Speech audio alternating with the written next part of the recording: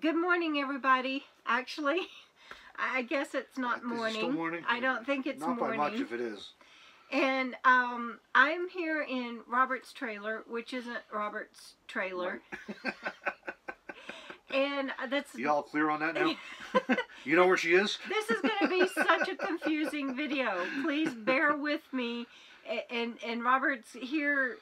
Well, he's my best friend, and he takes such good care of me. So he's here for a lot of reasons, but he's here in this video. You are on my channel. This isn't twomeander. But just in case you're wondering, what channel am I on? This is my daily vlog, and I promise by the time you see this, I am better. But the truth is, I think, and I'm sorry for the drama on this statement, but I think I almost died last night. Is that maybe? You were is that in bad too? shape when I found you. So that's too dramatic. That's not accurate. Oh, no, I'm not saying one way or the other. You were definitely in bad shape when I found you. So we'll go. So I'm gonna leave that in, but just pretend that the tape just went and we backed up, and instead of me saying that, I'll just say that I got in really bad. Based on what you're telling me, you know, I wouldn't be surprised if that's true. It felt. What you remember. It felt like it to me. It really did. It really did.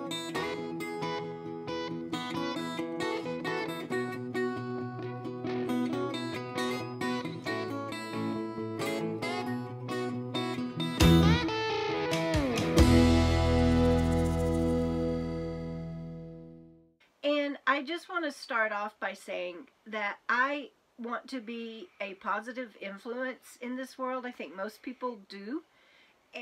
And I think when you face mortality and have really almost lost your life, not once, not twice, but several times, and you realize that the clock is ticking, it becomes, it's even more important. There's a word for it, and I can't think of the word. And I get that a lot of people tell me that I am imposing on too many people. You know, I use the phrase, it takes a village.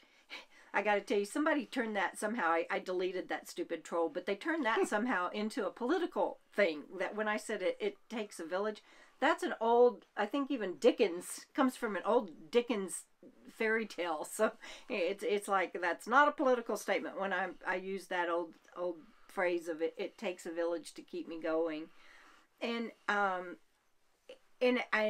am, Robert said that I'm okay 95% of the time. It's a good round number. A good round number. But 5% when I run into trouble, I go downhill really fast. I get like into danger zone really. Like that roller coaster. He probably does feel like a roller coaster for him, poor guy.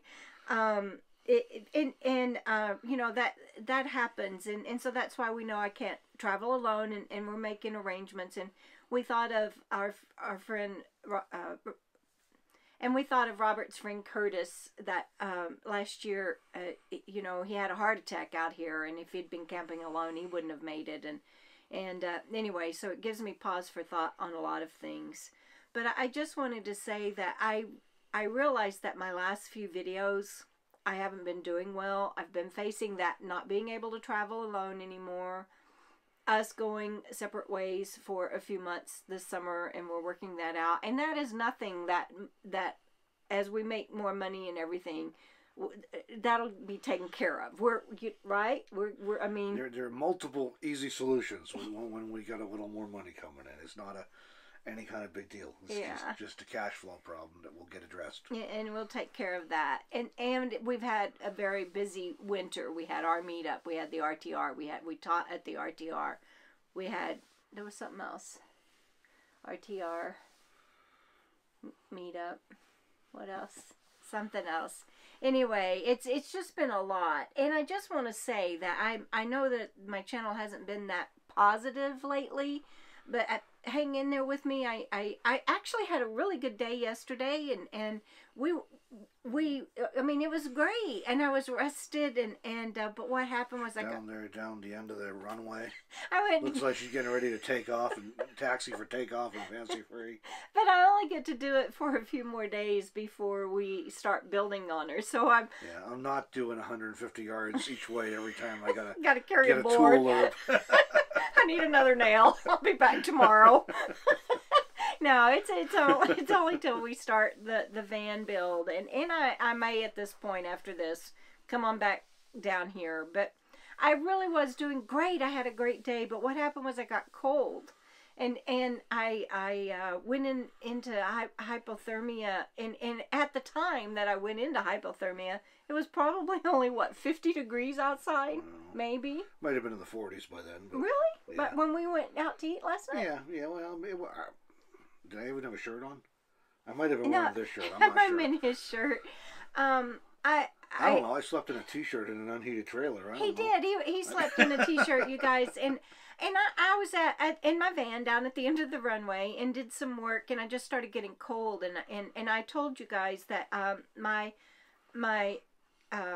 thermal. I'm sorry, I got something in my eye. My thermal regulator is broken. I get too cold, and it's like a plane going into a nosedive, and sometimes I can't pull out. I get too hot, same thing, and I go into continuing on the airplane metaphor. Oh yeah, runway.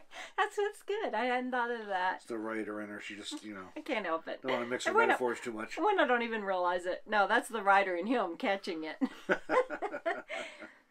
But I actually am going to probably send this video to somebody at Barrows or Mayo and ask the question, because I honestly didn't think that. I mean, I know you can die from hypothermia, obviously. I mean, but my body and my brain reacted to this as if I had been cross-country skiing in the mountains in the snow and got caught in a blizzard and had to be rescued. I mean, is that accurate? Yeah. I mean, just ridiculous. It wasn't that at all. I look bad. This isn't a beauty contest now. What? This isn't a beauty contest now. It's just about getting warm. Yeah, you're supposed to be drinking some coffees. It's a little embarrassing because I'm going to shake. Oh, hopefully it'll help you warm up.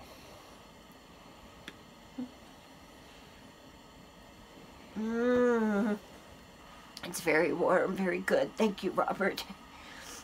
I was in my van, 50 degrees, upper 40 degree temperature, and wearing multiple layers, including a parka and two hats. Yeah, and a couple sleeping bags, and the heater going, and I've been using the kerosene lantern as propane heater as a lantern as a heater. Yeah.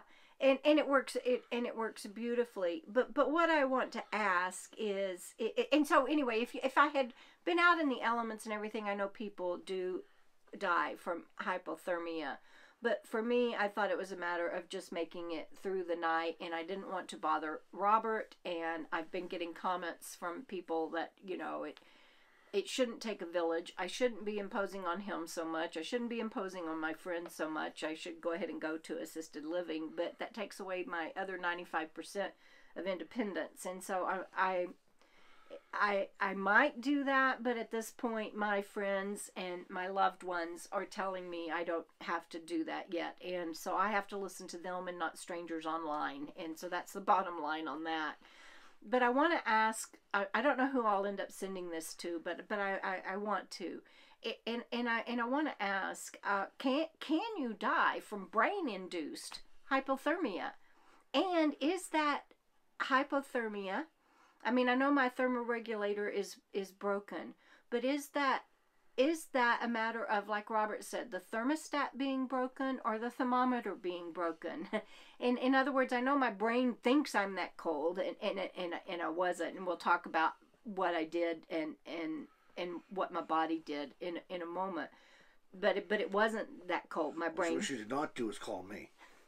I know, I'm in trouble for that. But I know, and I'll cover that in a minute too, because I want anybody out there that's watching this to understand the process, and so maybe learn from my mistakes, so to speak. But I want to know, one, can you die from a brain-induced hypothermic or heat stroke situation? When it's not actually that hot or yeah, that cold. Exactly. And two, is it a thermostat or is it a thermometer issue? In other words, my brain thought it was that cold, or did my brain actually lower my core temperature to where I was that cold? Because, like Robert said, temperature-wise, it was not that cold. But I had on my wool yak. I had on my hat that my cousin made me. I had on 2 neck things, one that my cousin made me and one that my friend Teresia made me. I had on Barb. I had on my scarf. I had on a shirt, a hoodie, and a two-meander hoodie, one of these. Yeah, and a down parka. And I had on sweats and 2 socks. Well, actually a pair of socks and then wool booties. And I was in a 0 to 20 degree sleeping bag, completely zipped up, and inside of it, and it's a heavy sleeping bag too. Yeah, I can't sleep under it unless it's really cold. Yeah, he won't even lay under it, let alone it be in it and cocooned and zipped up and everything. And I thought I broke my toe at one point because I shivered so violently. My foot hit the footboard at the bottom of the bed and cracked my toe, and I thought I'd broken my toe. Another time I was shivering so violently my head threw back and I cracked my head on the headboard, but that was after I'd gotten cold. Once I got cold and I knew I was in trouble, I put on all those layers in the heat and I got under in the sleeping bag, because I thought it was just a matter of waiting it out until I got warm. And Robert texted me and said, "Are you okay? I'm getting ready to turn in for the night." And he checked on me and asked if I was okay. And I told him yes, because I thought I had made it over the crest. I was starting to get warmer. I wasn't shivering. The violent shakes had not started yet. And I turned the heater off and went to sleep. And about 2 o'clock I woke up with the violent shakes and it was just miserable. It's the 3rd time that I've had brain-induced hypothermia, and I mean, that's my term for it. I don't even know if that's a real medical term or not. So if for any of my medical people that are watching this, any of the nurses or even Dr. McKenzie, anybody that's watching this, I'm sorry if I'm like making shit up, but that's what I call it, brain-induced hypothermia, because it wasn't real.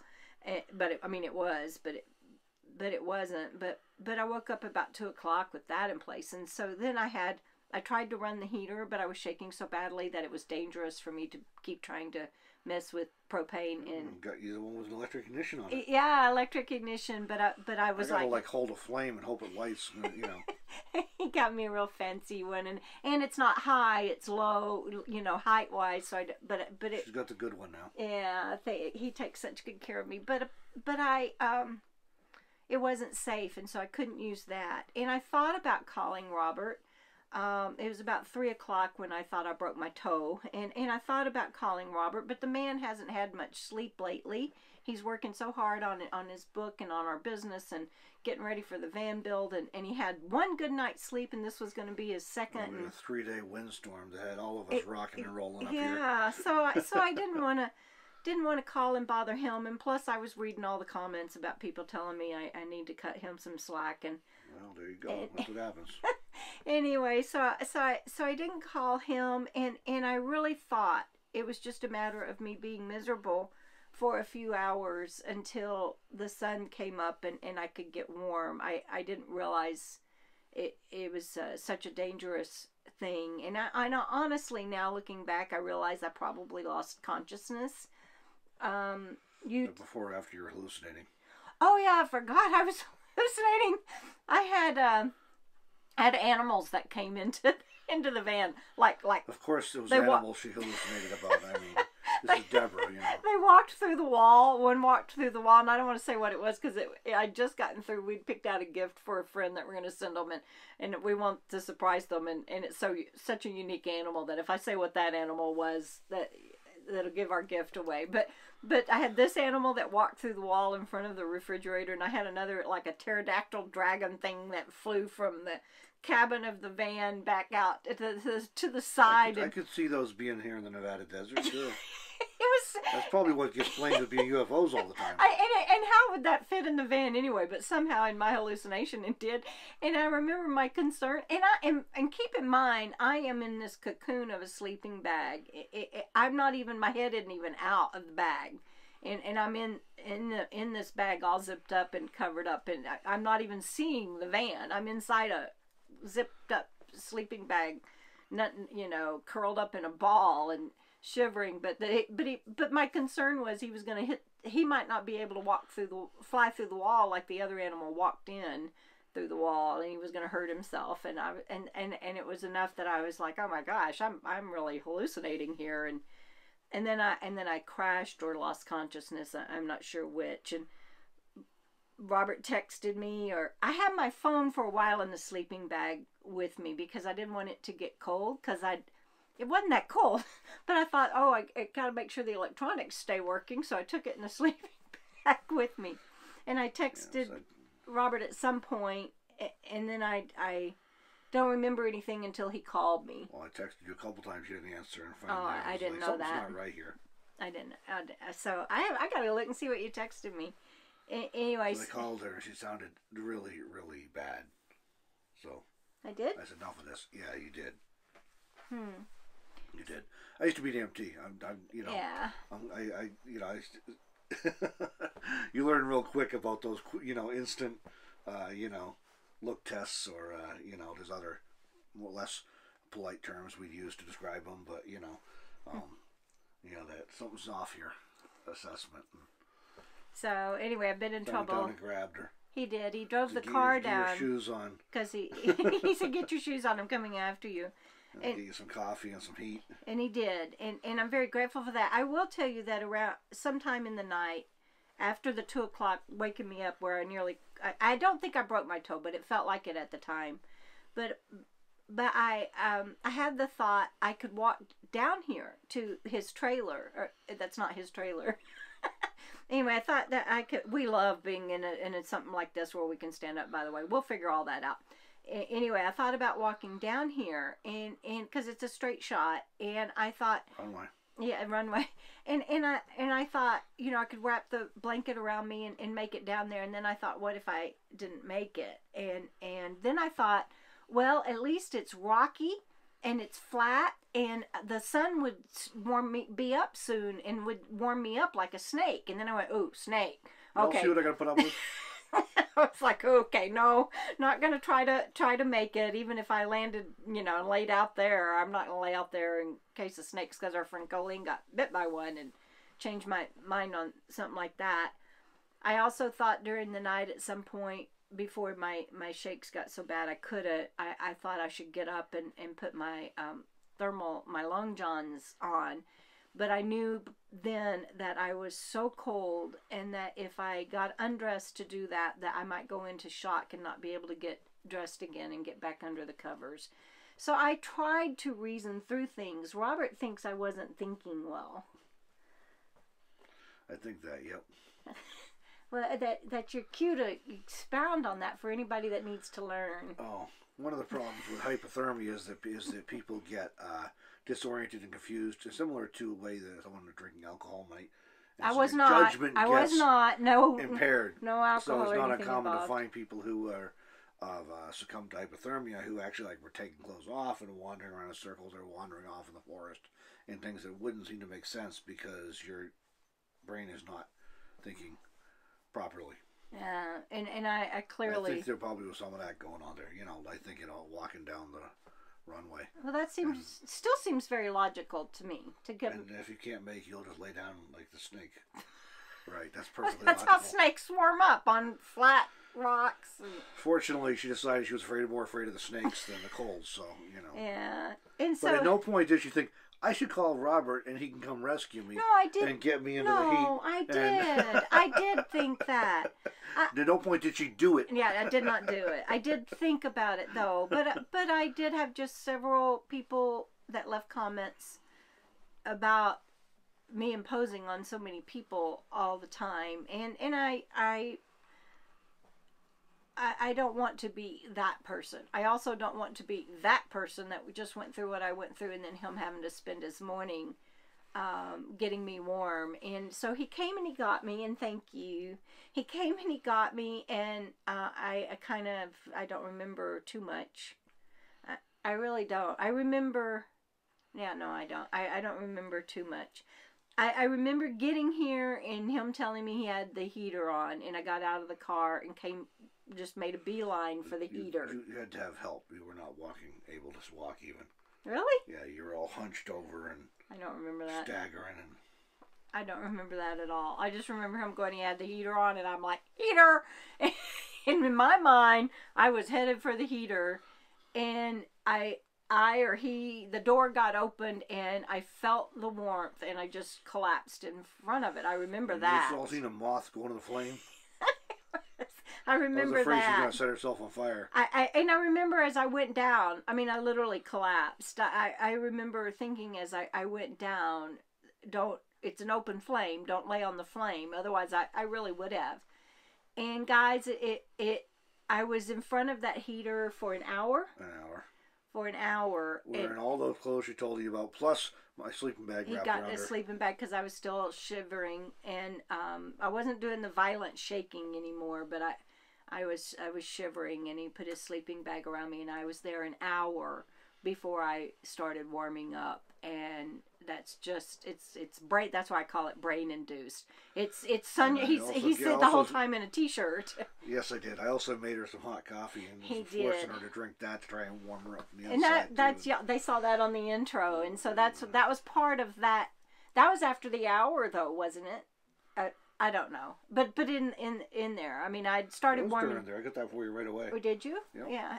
Thank you, Robert. 2 heaters going here. I'm like 2 heaters. Oh, that's right. He was dying, bless his heart. 2 heaters, the open flame one, and the lantern, and hot coffee, and then the coffee under the stove. So the stove going, butane stove going to 10,000 BTU on top of a 9,000 BTU heater, and whatever the heck that lantern puts out. And it's like 60 degrees outside now. So you know, it was real. It was. Y'all ever been in a furnace? I'm so sorry, Robert. I'm so sorry. Ceramic kiln, something like that, Anyway, so it was real as far as my body's reaction to the hypothermia, but there was no rhyme or reason for it other than I just got into that nosedive and got too cold, and he's tired, he's exhausted, he's been taking care of me all morning, and it's about noon now. Made me breakfast too. Made me well. First though, I went and laid down, and he covered me up really well and snuggled with me for a little while. I must have crashed because I don't remember him leaving. She crashed after just a brief complaint about, I don't want to get cold again. Well, because the bedroom he had it closed off so that all the heat would be in here in the living room where we are. And so when he opened the door and we went in there, it was freezing, and I just got so scared. He was still in a t-shirt. He was still, I know, but I got so scared. I didn't want to get hot. I didn't want to get cold. Start to say hot. I didn't want to get cold again. I don't. It was awful. Anyway, and I wasn't questioning him taking care of me or that he would let that happen. It was an immediate physical reaction to, oh no, it's cold again. And anyway, but I slept, and so you're seeing this after all of that, and I'm sharing it because the rest of today I'm going to be online answering some emails, and I've got something to do for my trustee, and I'm going to be taking it easy, and the rest of the day is going to be very boring. But I would especially welcome any weigh-in by any medical professionals watching this. And if you know a medical professional that you can forward this to where I can get some answers, maybe, I would greatly appreciate that. Or sharing it in any medical group. I'm going to share it in a couple of TBI forums I belong to, and get some feedback there. And I'm not even going to apologize for it. I'm just going to say I am not going into assisted living right now. I will learn how to better manage things, and I am not going to be traveling alone. And when Robert and mine's finances get to such to where we can get our situation corrected, where we're traveling in the same vehicle again, I was telling him, wouldn't it be great if we had like an RV that could pull a van? And then, you know, and saw a few of them in Quartzsite. Yeah, we'd be those people then, but something like that would work, and that's way down the road. That's, you know, right now it's just a matter of me not being alone for those 5% of the time. And if my tribe, if my peeps, if my people that I love and that love me are okay with that, for everyone else that thinks I should go to assisted living, I'm sorry. You don't win that argument. So right now, we talked about it all morning. I was offering. I don't want to keep imposing on him. I don't want to keep imposing on my friends. But we made the decision. Nope, not yet. And I appreciate Robert pointing out the 95-5 ratio, because that is probably pretty accurate. As is that you have a tribe. Not everybody has. I do. I have a who loving support system, and that makes a difference. And as we've been going through this, I'm in touch with them, and I just want to say a heartfelt thank you for the phone calls, thank you for the emails, and you know who you are, and I love you. Do we need to add anything else on this as an educational thing? I don't know. Not that I can think of. Okay, so because this is a pretty niche thing with your brain injury. It's not a generic hypothermia thing, because it just wasn't that cold. It's not. It just really isn't. The way she looked, guys, if you'd seen her, she looked like somebody who was wearing a t-shirt outside last night. That's the kind of in the snow. That's the kind of cold she was. Not, you know, somebody that was bundled up in a sleeping bag in a van. Yeah, it was crazy, and my lungs even reacted like I had been out in the cold all night in the elements. I was coughing, and my lungs were congested and weird. When you say in my voice, it's still a little off, but my voice reacted as if I had been out in the elements and had been found by a rescue team and Team Robert. and they do a search and rescue up in Montana. The mountains. But I mean, my entire body, everything. Oh, and my at least I didn't have to do a grid search to find her. Yeah, I didn't have to do. He knew where I was. Into the runway. And my lips, my lips froze. It was the weirdest thing, and they felt like they were swollen and they were stiff. I couldn't even, I couldn't talk. I couldn't lick my lips. They wouldn't move enough to let me. They were frozen, and they felt. To me, they felt like they were swollen, but I would touch them and they weren't swollen, but they were frozen. It was the weirdest thing. I don't even know about that. But anyway, just my whole body and my voice and everything reacted as if I had been lost out in the elements. And I did that as a little girl. wasn't like this, but in Arkansas, I went fishing on my horse, and my horse had the sense to go home, and I didn't, and a blizzard came in. That's a whole different story. All right. One more time. Anything else? I don't think so. All right. Thank you for being here for me. Sure thing. All right, everybody. It's a little bit of a different video, but it is a day in the life. And please hang in there with me. Getting real with Debra. Getting real with Debra. And please hang in there with me through these videos. It's not always gloom and doom on my channel, I promise. She'll find some unicorns and rainbows soon. That's it. I will. That makes me think of your granddaughter, Alexis. All right, everybody. Love you. See you down the road. Bye.